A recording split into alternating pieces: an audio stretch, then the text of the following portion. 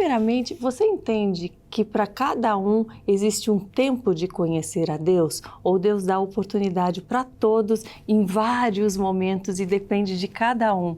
Porque às vezes eu fico pensando, poxa, aquele encontrou, né, a Jesus, os caminhos, com 5 anos de idade, outro é só com 50. Depende do ser humano ou do plano de Deus? Sim, eu acredito que a própria Bíblia, né, diz que ele veio para todos, né? E ele quer se tornar todos filho de Deus. Somos imagem e semelhança dele. Eu vejo que uns têm a oportunidade de nascer no lar evangélico, mas se perdem no meio do caminho. Então, para cada pessoa existe um propósito já pronto.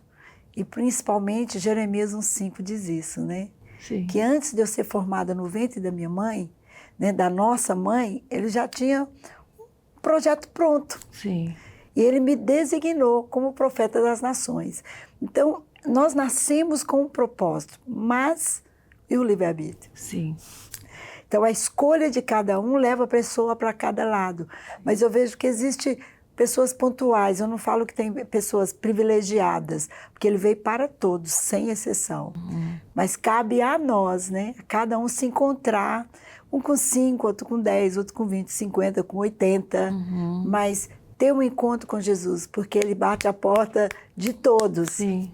Mas depende eu abrir a porta e entender Sim. que eu preciso de algo a mais que só vem de Deus. Sim, porque eu olhando para trás, eu vejo tantos sinais que me foram dados. Ele batia a porta em vários momentos, eu que não percebia. Exatamente. Que eu estava tão distraída com as coisas da minha vida própria, né, da terra, que eu falo, como eu deixei passar despercebido? Eu amava, porém não o conhecia. Eu cria nele, porém não entendia como era servi-lo. Então, essa ignorância, eu acho que nos afasta de Deus, né? Às vezes, a maioria, as histórias são, eu passei por algo e fui para Jesus. Sim. Então, a maioria, é difícil você ver uma história de alguém que foi para Jesus sem necessidade, né? Então, a necessidade, às vezes, quando eu não tenho conhecimento da verdade, então, eu acredito em Deus, eu creio que você acreditava em Deus, amava Deus, mas mal você sabia que era Deus. Você olhava o céu, as estrelas, tudo que você olha, a gente fala, se Deus quiser, Deus te abençoe. E não sabe nem o que está nem falando. quem está falando, nem quem é esse verdadeiro Deus. Sim. Então, quando eu passo por uma situação, eu começo a pensar, eu preciso de Deus.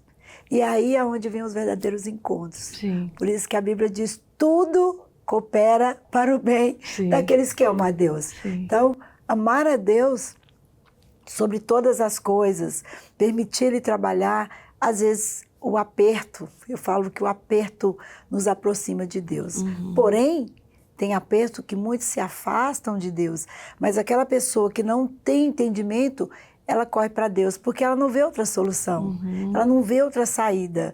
Então, Salmo 121, eleva os meus olhos para onde? Para os montes, de onde virá o socorro? O meu socorro vem do Senhor que fez os céus e a terra. E é exatamente isso. Então eu vejo que não é um tempo, sabe? Não é a Deus escolheu. Então, fulano vai me aceitar quando tiver 60 anos. Não.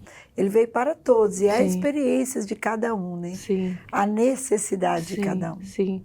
No teu caso, como que foi, pastora? Bom, eu falo que eu sou muito privilegiada, porque eu nasci no lar evangélico. Né? Mas isso não... Eu falo que isso não é muita base. Eu costumo dizer que filho de peixe é peixinho, mas de crente não é crentinho, não. Você tem que ter o seu encontro com Jesus, né? Sim. Eu nasci num lar evangélico, minha família é muito dividida, parte evangélica e parte católica, parte nada, aquela confusão de família, né? Sim. Mas o meu pai encontrou com Jesus aos 18 anos, e curiosa a história dele. Como foi? Ele estava passando na porta de uma igreja, não conhecia nada, nunca tinha ouvido falar nada, e uma canção do cantor cristão. Aquela música acompanhou ele. Aí ele disse que voltou e ficou ouvindo o restante da música. E aquela música não saiu durante uma semana. Era como se uma voz dentro dele cantava aquela música. Aí no domingo ele foi à igreja E lá ele perguntou o que era aquilo. E ele entregou a vida para Jesus. Largou tudo, foi para um seminário depois que ele se batizou, se formou, né, no Iber, em Rio de Janeiro, ainda existe ainda esse seminário batista, e começou a pastorear. Conheceu a minha mãe, muito jovem, 17 anos. Sua mãe já era cristã também nessa época? Sim, ela era cristã proibida pelo pai. O pai, né, o pai era bem diferente, mas a minha avó, ela tinha uma fé muito genuína. Foi uma família muito sofredora. E então eles se casaram, meu pai já pastoreava a igreja. Então eu nasci num lar evangélico, né? Eu falo que meu primeiro passeio foi na igreja, mas naquela época, né? 15 dias depois eu estava na igreja. Então eu fui criada na atmosfera espiritual. Sim. Mas eu fiz a minha decisão por Cristo, eu tinha 14 anos. Que eu tive um encontro verdadeiro com Ele, foi com 14 anos, e foi tão interessante. Antes disso, você tinha entregue sua vida a Jesus? Tinha feito já o ato, a confissão? Não. Porque o que acontece? É muito perigoso quem cresce na igreja. Porque acho que ele já está lá. Você cresce na escola dominical. Aí você vai mudando, você vai mudando, você vai mudando, você vai crescendo, você vai participando de adolescente, Sim. de coisas. E isso é muito perigoso, porque a gente acostuma.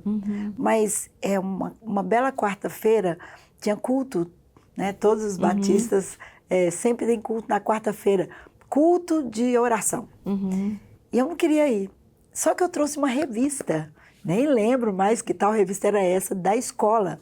E durante o dia eu não consegui ler, eu tinha que devolver para minha amiga. Então o que eu falei para meus pais? Eu não vou, estou com muita dor de cabeça, olha só, muita dor de cabeça. Olha, isso nem estava. Não. E porque eu queria ler a revista. Eu sei que eu fiquei em casa, estou lendo no meu quarto, daqui a pouco a minha janela estremeceu. Aí estremeceu a janela, eu era assim, eu tinha medo da minha sombra. E aí quem é? Quem é? Ninguém falou nada, estremeceu de novo. Eu fiquei desesperada, não sabia o que fazer, daí como que eu ia fazer? Então, a minha porta do meu quarto era uma sala de jantar, o outro lado era o quarto dos meus pais. Aí eu pensei, no quarto dos meus pais eu vou estar protegida, porque está desse lado. Aí eu corri para o quarto dos meus pais, tranquei a porta. Daqui a pouco a janela começou a tremer novamente. Do outro quarto? Do outro quarto. Como se alguém estivesse forçando a janela. Eu entrei em tão pânico. E aí eu falei assim, meu Deus, eu acho que é o mal, porque eu menti. Porque eu era muito certinha, sabe? Eu era assim, muito temente a Deus. Então, assim, esse negócio de mentir, de inventar história, eu brigava com meus irmãos, porque eles falavam, você não está falando a verdade, não é de Deus. E aí, quando eu me vi naquela situação, aí eu me joguei no chão. Comecei a pedir perdão para Deus, perdão. Eu entrego a minha vida, não deixa essa pessoa entrar aqui. Eu não sabia quem era, o que estava acontecendo. E fiz aquela entrega para Deus. Ali eu fiz uma entrega de verdade. Achando que era uma pessoa, não Achando que era o lado espiritual. Eu sei lá o que era, até hoje eu não sei o que era. Só sei que a mesma coisa que faziam na janela, na outra. E aí eu joguei no chão, praticamente assim, debaixo da cama da minha mãe, de medo. E fiz assim, aquela oração de uma entrega, que nunca mais eu ia mentir, que nunca mais eu ia perder um culto, aquelas coisas, né, e tal. E que eu ia me preparar, eu vou me batizar, eu vou te servir.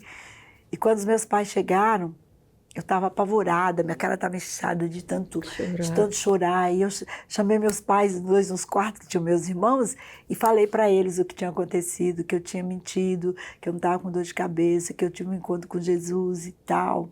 E eu senti uma paz. Aí meus pais oraram por mim, me abençoaram. E ali eu falei, pai, eu quero me preparar agora, quero entrar no grupo que prepara para o batismo, para batizar. E logo depois de uns 6 meses eu já me batizei, mas eu já tinha essa visão, sabe, assim. Foi algo que aconteceu que eu não entendo até hoje, mas a minha primeira redação na escola foi, eu quero ser uma missionária, quero ganhar almas para Jesus. Olha. Então tudo que eu escrevia que eu queria a alma para Jesus. Então, esse sempre foi meu sonho. Eu era apaixonada por oração. Minha mãe foi uma mulher simples, porém muito sábia. Ela nunca obrigou a gente a ler Bíblia, a coisas, mas ela gostava de contar história, que toda criança gosta de histórias. Sim. E ela criou um meio com a gente. Então, ela falava assim, ela dava 3 versículos na semana. E aí, juntava durante um mês. Então, toda semana, eu tinha que falar um versículo assim, bem espontâneo, e ainda ela falava assim, ó, você tem que fazer de uma forma assim, sabe, declamando. Ah, olha que... Tal. Aí a gente fazia, quem foi o melhor e tal, não sei o quê. E aí, quem desenvolvesse aquilo com mais espontâneo, ganhava um prêmio no final do mês. Você vê, e as pessoas ainda falam, é tão difícil ensinar as coisas de Deus para criança. Mas depende. Agora, se forçar, quando você faz Bíblia, na linguagem deles, né? Não, e assim, aí a gente decorava. Quem queria ficar sem ganhar prêmio? Ninguém. Então, assim eu decorei muitos versículos. Né? Então, ela fazia, aí a gente fazia, declamava, pregava, fazia aquelas coisas, assim, era muito legal.